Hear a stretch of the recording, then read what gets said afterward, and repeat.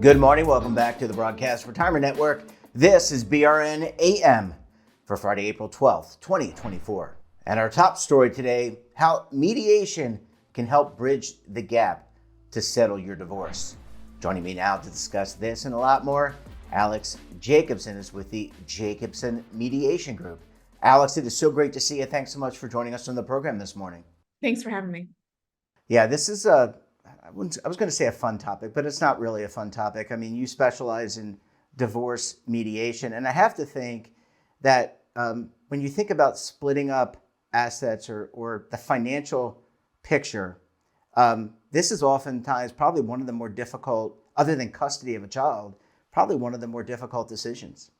Absolutely. I mean, there are two main buckets of your divorce judgment. One deals with the kid stuff and one deals with the money stuff. And so when you're talking about the financial aspects of a divorce, you're talking about what, if any, support is paid between households, how your assets are allocated, how your debts are allocated, who's paying what for the kids' expenses, who's paying for college, all of the financial pieces that a judge needs to see in a final judgment is what I do in terms of walking people through a financial mediation with respect to their divorce. And are there are there a lot of misconceptions? So a lot of times when people, I've not been through a divorce process, but a lot of people, there's disagreements. Right? We no longer get along, or we don't like how we're raising the kids. But are there a lot of misconceptions around it? You just don't know what to expect. I would imagine clients when they walk into this, right? Yeah, I mean, and candidly, that's a substantial reason why I left the litigation part of the practice. In mediation, you can sit in my conference room. We can talk creatively about how to disentangle two people from a financial perspective. Obviously, two households are more expensive than one, but we need to find a way to make it work for both households so that both people can move on with their lives and raise their children in sort of some level of equal platform so that their kids can enjoy their lives in both of their homes. In terms of misconceptions, some people think that, because I was the breadwinner, the primary breadwinner during the marriage, I therefore get a substantially more, bigger piece of the assets, whereas the stay-at-home spouse would perhaps get less.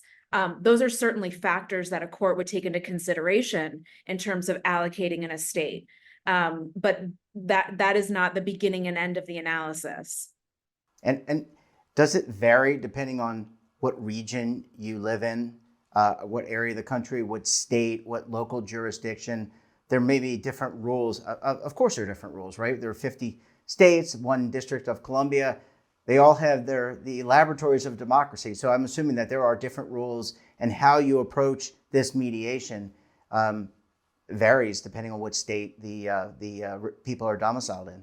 Absolutely. I mean, because of COVID, my ability to reach the entire state of Illinois is much easier, but I'm a one-trick pony. I know Illinois law and Illinois law only. And with respect to, divorce and family law, that's a state-based rule of law. So I can only speak to Illinois law.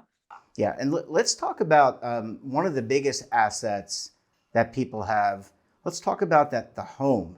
And there was an interesting piece of, we've got some increased mortgage rates now that the Fed has raised interest rates, although I think some of that may be changing, hopefully in the near future. But certainly mortgage rates are higher than they were even a year ago or 3 years ago.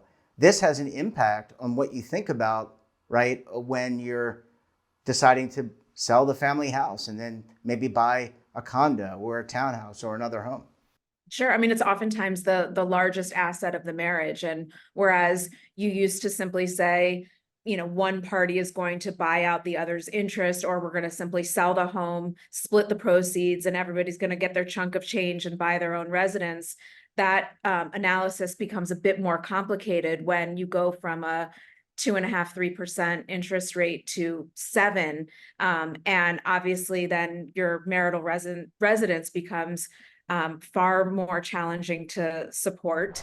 Or the alternative, selling the home and then going and purchasing a new residence, becomes more challenging to do. And so, again, you have to think creatively about how you're going to accomplish this so that everybody has a roof over their head. I mean, maybe two people are continuing to reside together, or nest, where one, parents move in and out of the house depending on their parenting time. Alternatively, perhaps one spouse is continuing to stay on the mortgage so that there doesn't need to be a refinance. Obviously, then the other spouse may have a bit more of a challenge in terms of purchasing his or her new residence. Perhaps they're going to rent at that point, so that they can stay on the mortgage for the other spouse. Sometimes we're seeing banks being willing to allow, one party to assume the mortgage, although that is few and far between. Yeah, and what percentage is, but anecdotally, I'm not asking for a specific, I'm not putting you on the spot, but more people are kind of staying together, and I say together, they're under the same roof now, even though they're separated or divorced, and that seems to be because of the higher interest rates and some of the challenges in getting that next home. I can't speak to specific percentages or how long that's lasting. I can tell you that, number one, from a parenting perspective, that is not a sustainable arrangement. Right. It's perhaps a short-term fix.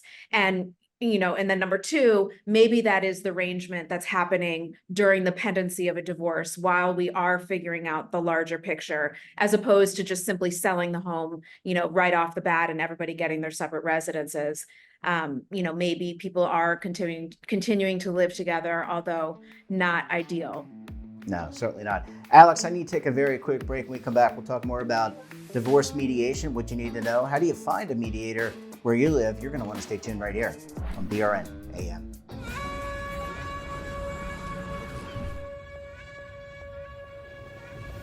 Imagine a new television network that will make you richer, healthier, and in control of your financial future.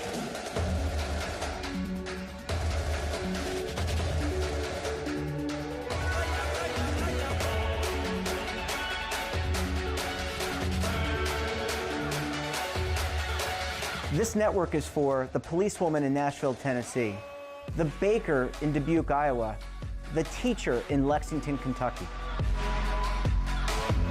We want to make the idea of savings and retirement culturally relevant.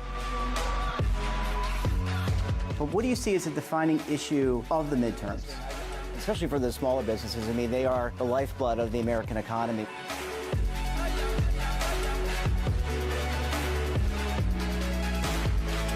Featuring exclusive interviews, current affairs, and docuseries.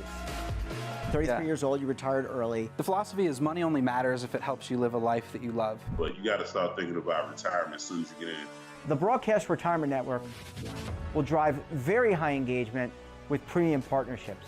So this isn't retirement and savings for your parents or grandparents. This is for all Americans. And we're going to change the way you think about money.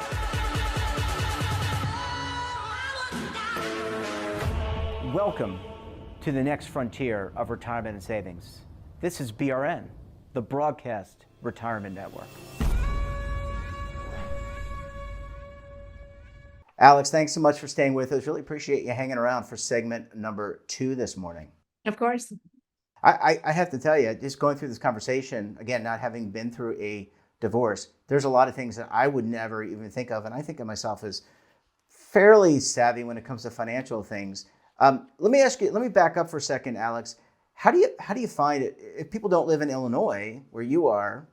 How do you find a mediator in your local area? Is there an association, or do you just people don't use the Yellow Pages anymore? But do you just Google? Sure, you can do that.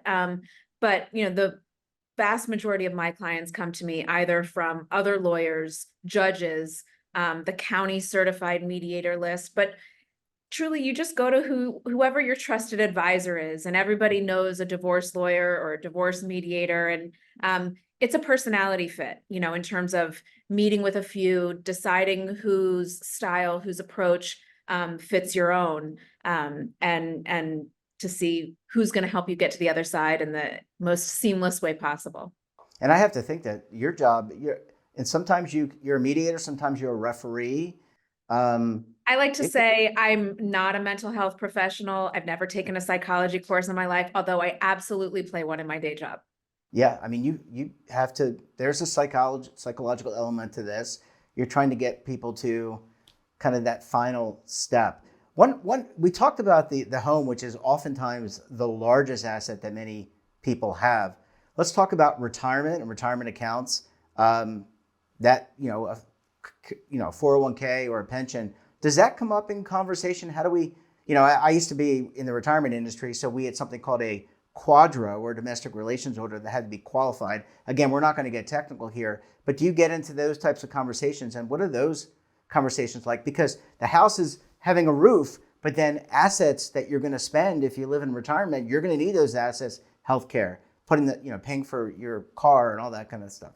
Sure. I mean, we deal with all of the assets of the marriage. And when it comes to retirement, we need to deal with that, with an eye towards what, the tax impact of retirement versus non-retirement assets. One of the things to be mindful of when dealing with retirement assets is what, if any, portion of that particular asset was accumulated prior to the marriage versus during the marriage. So that, in terms of allocating that asset between spouses, we're doing it in a way that is fair and equitable. Yeah, I mean, and people have to be cognizant that they're going to live longer. We're living longer, and therefore, there's just like the house is a priority, the retirement plan possibly could be a priority. Last question, Alex. In terms of the mindset that you should come to mediation, if you're on either side, you're one of the spouses or the partners, what kind of mindset should you come with? Is it about checking the ego at the door? There's a lot of hurt there, a lot of pain, potentially suffering. What kind of mindset do you have to have? Look, there's room for emotions in the conversation in a mediation setting. But mediation isn't just for people that mostly get along and need somebody to help them dot their I's and cross their T's in their agreement. Mediation is also for high conflict couples that just appreciate that litigation is really time consuming, really expensive, and makes co-parenting after the fact really, really challenging. And so when you come to the table in mediation, you have to be willing to compromise, not be looking to extract a pound of flesh, and just sort of have an eye towards getting through the process in a way that can be fair and reasonable to both people and allow you to co-parent after the fact. Yeah, you just got to get it done, and you got to be able to put aside the ego. It sounds like. Alex, last question. I lied. That was not the last question. Last question. Anyone ever throw air miles your way? No, I have not taken anybody's air miles, nor have I taken anybody's kitchen spatulas or garlic presses. I leave those items for them to divide. Yeah, we were joking during the commercial break about wedding crashers, and I had to bring it up. Alex, so great to see you. Thanks so much for joining us, and we look forward to having you back on the program again very soon. Of course. Thanks for having me. And that wraps up this episode of BRN AM. Have a topic of interest, someone you think we should talk to, then drop us a line. And don't forget, for all the latest curated news and lifestyle, wellness, finance, tech, so much more, all in one place, check out today's edition of our daily newsletter, The Morning Pulse.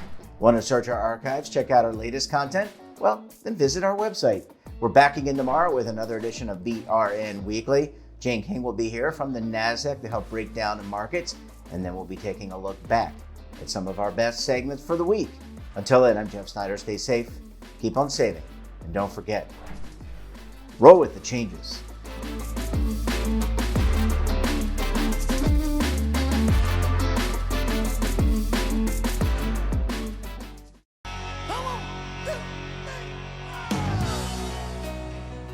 Now is your opportunity to co-create content around any topic on the First Lifestyle and Wellness Network. Reach a global audience through our platform and co-own exclusive branded content. All of our programs are available on demand and also as audio-only podcasts, so you can take us on the go. Broadcast Retirement Network, available anytime, anywhere, and on any device.